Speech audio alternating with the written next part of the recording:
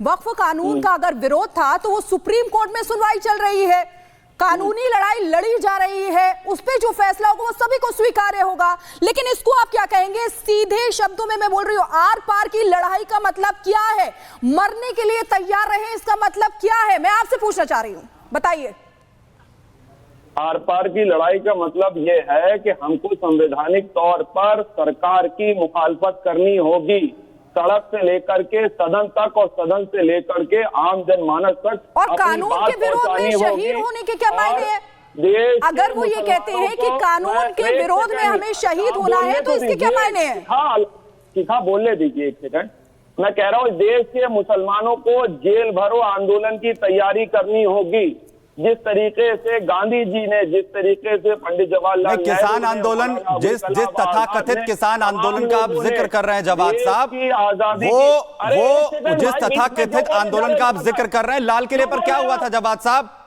क्या हुआ था जो है लाल किले के ऊपर? क्या हुआ था? पूरी बात, अरे मौका दे रहा हूं सर, पूरी कथा थोड़ी सुनेंगे। आप जो कह रहे हैं, आपने कहा कि आर पार की लड़ाई होगी जवाद साहब, आप कह रहे हैं, हम ये पूछ रहे हैं कि आर पार की लड़ाई का मतलब क्या है?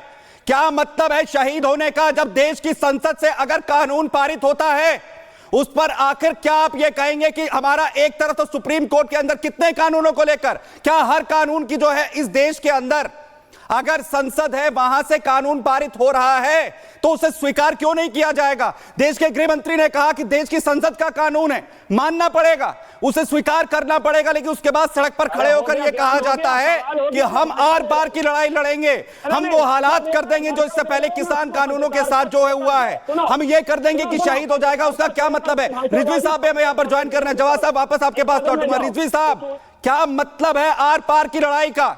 क्या मतलब है शहीद होने का?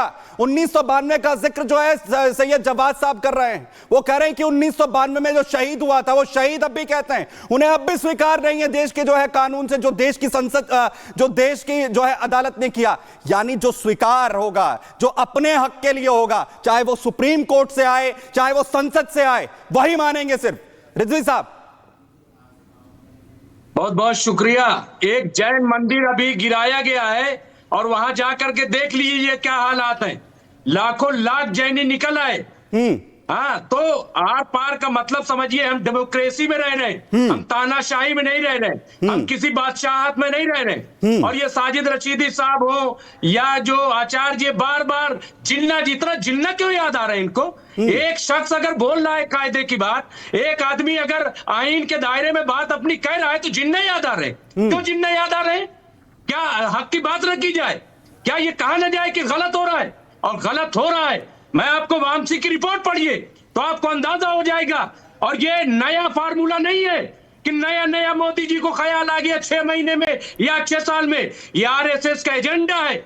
आरएसएस का एजेंडा है कि मुसलमानों को पैदल करो। रिजवी जी, गलत बात अगर आप कहेंगे, गलत बात अगर आप करेंगे तो आपको ये मंच नहीं मिलेगा बोलने के लिए। देखिए, आप बेहद गलत बात कह रहे हैं। आपको संविधान के दायरे में लड़ना है, आप लोगों को उकसाइए मत। आप कोर्ट गए हैं, कोर्ट में पहले दिन से लेकर के दूसरे दिन जो कुछ कहा गया वो आप सब कुछ जानते हैं। उसके बाद भी अगर आप भड़काऊ बयानबाजी करते हैं तो ये मंच आपके लिए नहीं है, बिल्कुल भी नहीं। आप इस तरीके से नहीं बोल सकते हैं, आप ये नहीं कर सकते कि लोगों को इकट्ठा कर दे, उन्हें भड़का दे, बस बहुत हुआ, आचार्य विक्रमादित्य। ये किस तरीके की राजनीति है? मैंने एक बहुत सीधा सा सवाल पूछा था सैयद जवाद से कि आखिरकार बार बार मुस्लिमों को भड़काने वाली राजनीति क्यों की जाती है? कौन करते हैं? वो नेता जिनकी तस्वीरें हैदराबाद से सामने आई हैं, जो कहते हैं शहीदी के लिए तैयार रहिए, जो कहते हैं कि रोड पर, सड़कों पर उतरने के लिए तैयार रहिए, ये वो नेता करते हैं।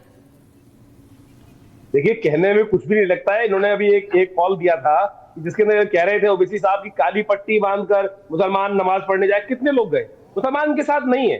कुछ लोग हैं जो टीवी पे दिखाई देते हैं, जिनको अपनी रिप्रेजेंटेशन देनी है, और वो आके यहाँ चीखते रहते हैं, गला फाड़ते रहते हैं। अरे भाई, संविधान के तो सीए के अंदर आपने देश को जलाने का प्रयास किया, बेचारे सीधे साधे मुसलमानों को रोड पे लाके खड़ा कर दिया।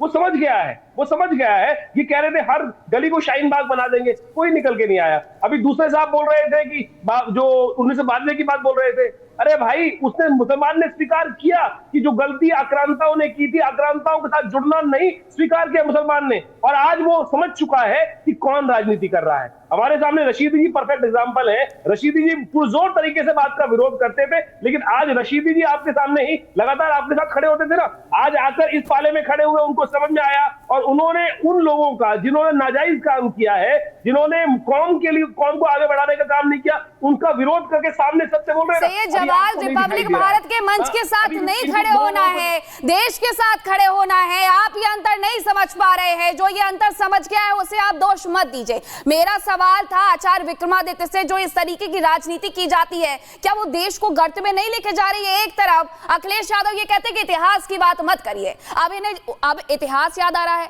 इतिहास इन्हों निकालना है, तो अब ये एक ही पेज पर खड़े होकर के सबको गोल गोल घुमाने में क्यों लगे रहते हैं? आचार्य विक्रमादित्य से जवाब चाहूंगी।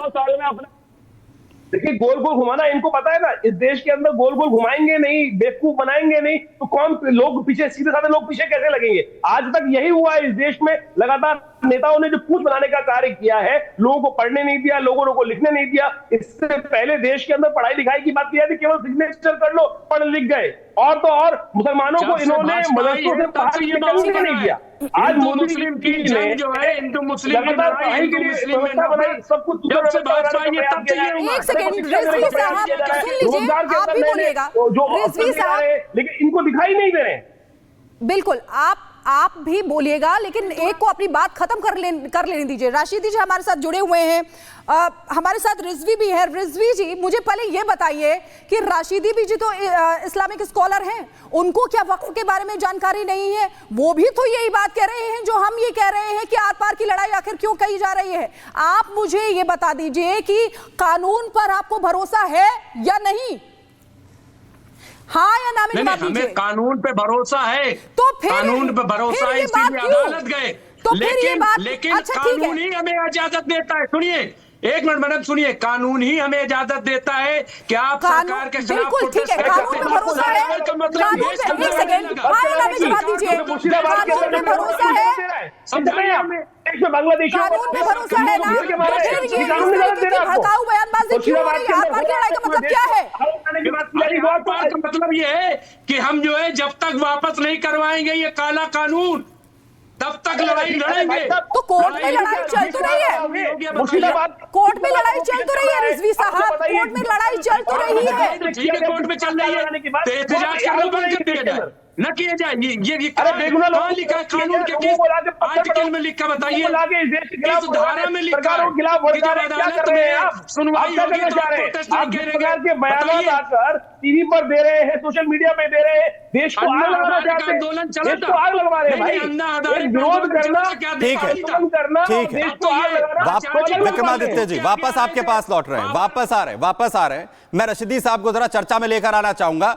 वापस मैं आप दोनों के पास यहां पर लौट रहा हूं। रशीदी साहब, यहां पर सवाल यह है कि जो स्थिति उन्होंने कहा, यहां पर रिजवी आलम साहब ने कहा कि इन्हें 1947 वाला भारत जो है वो याद क्यों आ रहा है, इन्हें जिन्ना साहब क्यों याद आ रहे हैं? आपने जिक्र भी किया, उन्होंने